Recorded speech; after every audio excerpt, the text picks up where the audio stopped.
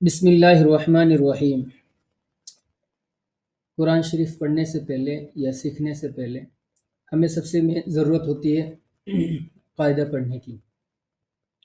और कायदा भी अगर हम तजवीद के साथ में पढ़ लेते हैं तो फिर आसानी हो जाती है लहजे में पढ़ने के लिए या अ, बहुत अच्छी आवाज़ में पढ़ने के लिए बहुत आसानी हो जाती है।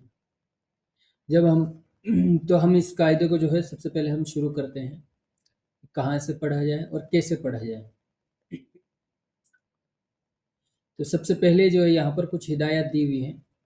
दो हिदायत हैं, उनमें से पहली हिदायत जो है वो तलबा के लिए है, पढ़ने वाले के लिए है, और दूसरी हिदायत जो लिखी हुई है वो है पढ़ाने वालों के लिए। इनको देख कर के समझ सकते हैं कि आगे किस तरीके से पढ़ाना है या किस तरीके से बच्चों को पढ़ाना है या किस तरीके से बड़ों को पढ़ाना है। तो हम पहली हिदायत ही देखेंगे, बाकी दूसरी हिदायत जो है असातिज़ा इकराम जो है वो पढ़ सकते हैं और देख सकते हैं। पहली हिदायत में ये है कि हिंदी की मदद से हरूफ की पहचान कर सकते हैं, पर हरूफ की सही अदायगी उस्ताद के बगैर नहीं हो सकती है, क्योंकि अरबी के सभी हरूफ के लिए हिंदी के सभी अक्षर मिलाकर भी काफ़ी नहीं है।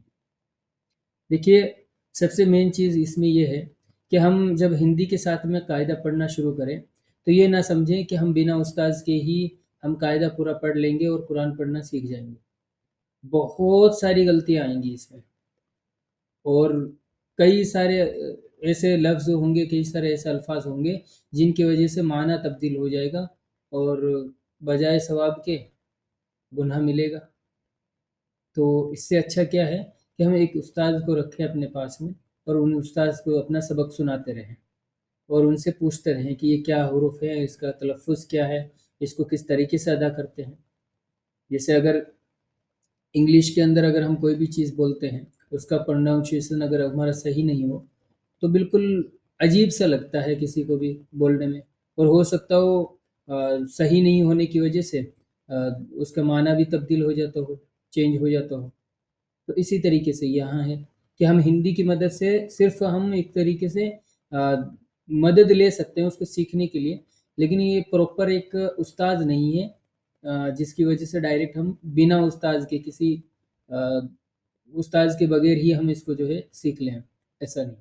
हम इसको इस तरीके से एग्जांपल ले सकते हैं कि मान लीजिए, खुदा ना खास्ता, हमारे कभी पाँव में कांटा भी ना चुभे, लेकिन किसी शख्स के अगर मान लीजिए अगर पैर में लग गई हो और हड्डी वगैरह टूट गई हो तो फिर वो बैसाखी का सहारा लेना पड़ेगा उसको। तो हमारे जो है वो कुरान शरीफ हम पढ़ना चाहते हैं तो हमें ये हिंदी की बैसाखी जो है इसका सहारा लेना पड़ेगा। अगर हम इसका सहारा लेते हैं तो बहुत जल्द सीख जाएंगे। इसके सहारे के बगैर भी हम सीख सकते हैं, लेकिन उसमें थोड़ा टाइम लगता है, और इसका सहारा लेंगे तो और आसानी हो जाएगी समझने के लिए और जल्दी हम पढ़ सकते हैं। दूसरा नंबर ये है कि 3 ज़रूरी हिदायतें हैं इसमें भी कि एक भी दिन की छुट्टी ना हो, और जब तक सबक पक्का याद ना हो आगे ना बढ़े, और हर दिन दौर करते रहें चाहे एक सबक हो। हर दिन दौर करते रहें इसका मतलब ये है कि पिछला सबक हर दिन जो है पढ़ना है। अगर आपने आगे के 10 सबक भी पढ़ लिए तब भी पिछले सबक को याद करना या फिर पढ़ना बहुत ज़रूरी है। एक भी दिन की छुट्टी ना हो, इसलिए ना हो छुट्टी कि बार बार छुट्टी होने से क्या होता है कि हम आगे सबक जो पढ़ना चाहते हैं, हम जिस कायदे को 1.5-2 महीने में 1 महीने में पूरा करना चाहते हैं, मुकम्मल करना चाहते हैं, उसमें 3-4 महीने लग जाते हैं। और जब 3-4 महीने लग जाते हैं तो फिर आदमी सोचता है यार मुश्किल है, बहुत कठिन है, और छोड़ देते हैं, तो वो बीच में से छूट जाता है। जब रोज़ाना पढ़ते हैं, छुट्टी नहीं रखते हैं, तो उसमें क्या है कि रोज़ाना कम से कम एक एक हरूफ भी याद हुआ तो काफ़ी हो जाता है। कम से कम इतना तो होता है यार कि हमने इतना यहाँ से यहाँ तक पढ़ा है। जब बीच में बार बार छुट्टियाँ होती है तो दूसरी बात ये भी हो जाती है कि पिछला सबक जो है वो याद नहीं रह पाता है, और पिछला सबक याद नहीं होने की वजह से ये भी हो जाता है कि कई बार ऐसा होता है कि नया सबक हम याद कर रहे हैं वो आसान हो जाता है, और जो भूल गए हैं सबक उसको याद करने में कन्फ्यूजन हो जाता है कि ये इस जो भूल गए हैं उसको याद करना थोड़ा कठिन हो जाता है क्योंकि उसमें कन्फ्यूजन हो जाता है। आगे है, हर सबक को सीधा पढ़े और फिर उल्टा और बीच बीच में से। सीधा ऊपर से नीचे पढ़ना है, फिर नीचे से ऊपर, ये उल्टा हो गया। फिर बीच बीच में से भी पढ़ना है ताकि हमें शक्लें समझ में आए, ये लिखावट कैसी है वो समझ में आए, और जो लिखा हुआ है उसको पढ़ें कैसे, उसका तलफ़ुज़ क्या होगा, वो सारी चीज़ें तभी समझ में आएगी जब हम सीधा, बीच बीच में से और उल्टा दोनों तरीके से पढ़ेंगे। सीधा उल्टा और बीच बीच में से पढ़ेंगे। एक और चीज़ ये हो जाती है कि मान लीजिए हमने सिर्फ इसमें सीधा सीधा सीधा ही हमने पढ़ लिया इसको पूरा कायदे को, तो इसमें थोड़ी सी ये हो सकता है कि कभी आपने कोई दूसरा कायदा देखा तो उसमें आपको समझना बहुत कठिन हो जाएगा। सेम लफ्ज़ लिखा हुआ है दूसरे कायदे में भी, लेकिन चूंकि हमने इसको रट के याद किया हुआ है, हमने कभी जहन में बिठाया नहीं कि ये शक्ल कैसे बनी हुई है जिस वजह से हम इसको ये लफ्ज़ पढ़ रहे हैं।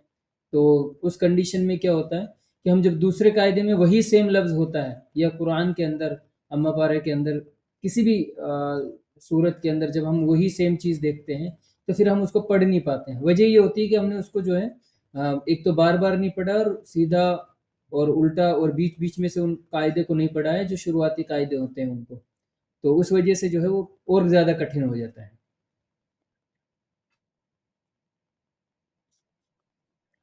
दूसरा नंबर पे ये है, तीसरे पेज में ये है कि हरकत का यहाँ पर कुछ दिया हुआ है।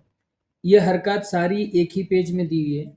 इसको रोज़ाना चाहें तो एक एक याद कर लें 7 दिन तक, सबक के साथ में।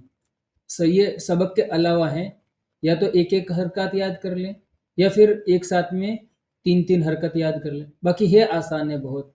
जैसे ज़बर, अगर किसी भी हुरूफ के ऊपर ऐसा निशान आएगा उसको हम कहेंगे ज़बर, और किसी हुरूफ के नीचे अगर ऐसा हर्फ के नीचे अगर कोई ऐसा निशान आएगा उसको हम कहेंगे ज़ेर, और किसी भी हर्फ के ऊपर ऐसा निशान आएगा उसको हम कहेंगे पेश। तो ये हो गया ज़बर, ज़ेर और पेश। ये सिंपल सी चीज़ याद करनी है। दूसरी चीज़ है इसका जो है तलफ़ुज़ याद करना। तलफ़ुज़ में क्या है कि हम इसको जबर पढ़ेंगे, ये गलत है। जबर पढ़ेंगे, ये भी गलत है।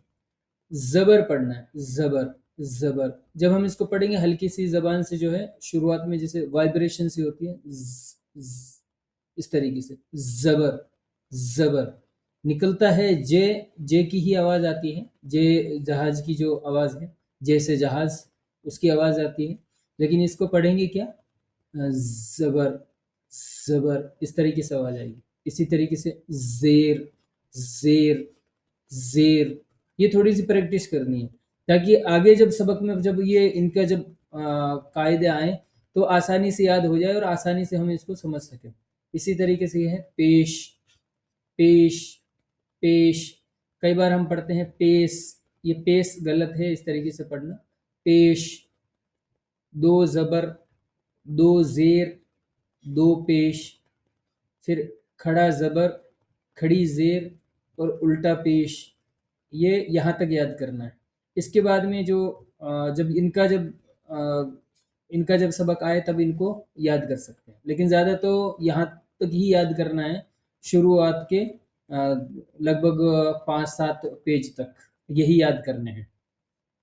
साथ में सबक के साथ में याद करने हैं, ये नहीं कि ये पूरा याद करने के बाद में ही आगे सबक पढ़ें।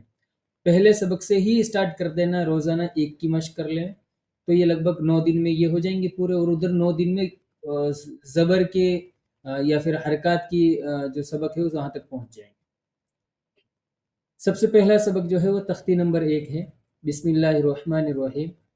तख्ती नंबर जो 1 है ये एक तरीके से ये समझ लीजिए ये हिंदी के अंदर जो वर्णमाला होती है उसी तरीके से, क ख ग ड़ जो होते हैं वो उसी तरीके से।